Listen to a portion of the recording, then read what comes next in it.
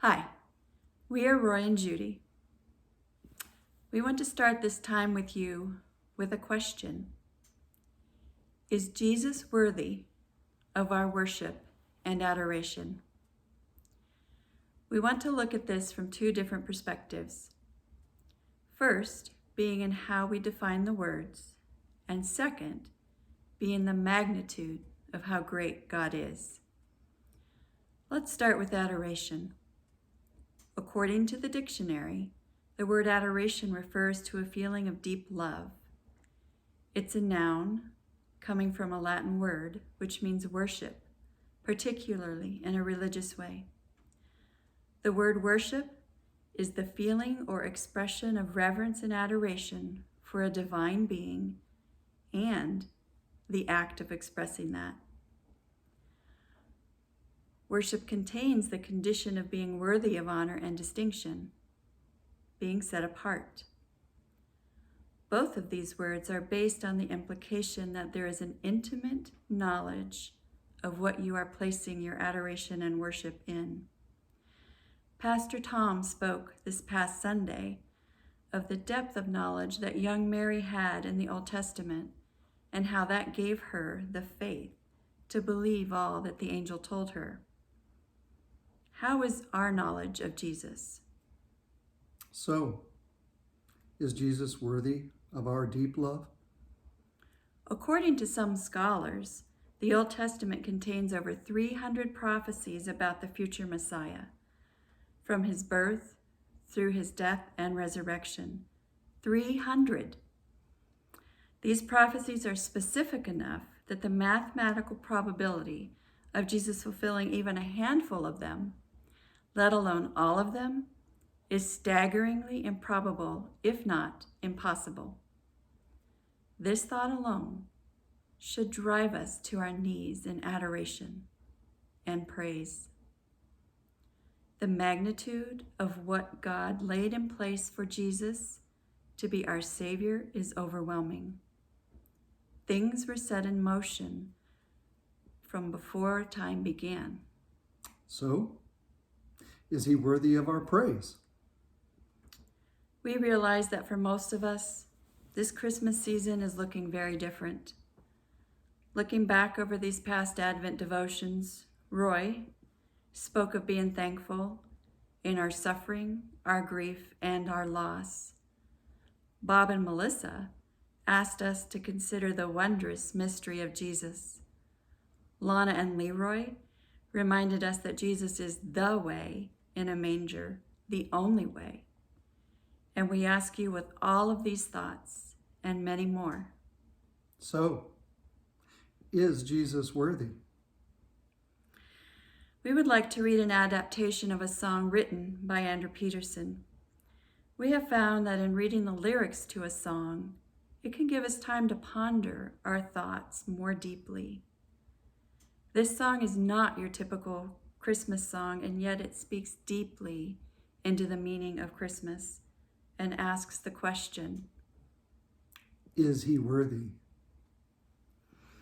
We ask that in the quietness of your heart, you ask yourself these questions and you consider these answers. Do you feel the world is broken? Do you feel the shadows deepen? Do you know that all the dark won't stop the light from getting through? We do. Do you wish that you could see it all made new? We do. Is all creation groaning? Is a new creation coming? Is the glory of the Lord to be the light within our midst? It is. Is it good that we remind ourselves of this? It is. Is anyone worthy? Is anyone whole? Is anyone able to break the seal and open the scroll? The Lion of Judah, who conquered the grave. He is David's root and the Lamb who died to ransom the slave. Is he worthy? Is he worthy of all blessing and honor and glory? Is he worthy of this? He is. Does the Father truly love us? Does the Spirit move among us? And does Jesus, our Messiah, hold forever those he loves? He does. Does our God intend to dwell again with us? He does. Is anyone worthy? Is anyone whole? Is anyone able to break the seal and open the scroll? The Lion of Judah, who conquered the grave. He is David's root and the Lamb who died to ransom the slave. From every people and tribe, every nation and tongue, he has made us a kingdom and priests to God to reign with the Son. Is he worthy? Is he worthy? Of all blessing and honor and glory? Is he worthy? Is he worthy? Is he worthy of this? He is. Yes, Christmas will be different for most of us this year, and yet God is still on the throne. The God who created the universe poured himself into a baby. The high and holy has entered our sinful world. He is worthy of all blessing and honor and glory. He is worthy of our worship and our adoration and our praise.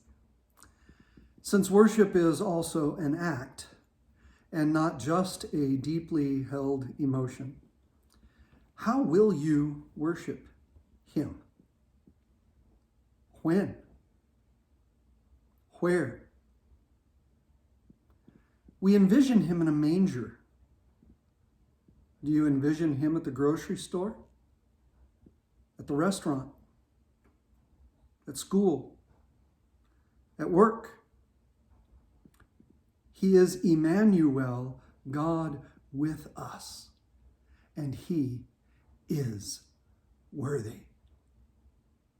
From our house to yours, we wish you the Christ in Christmas.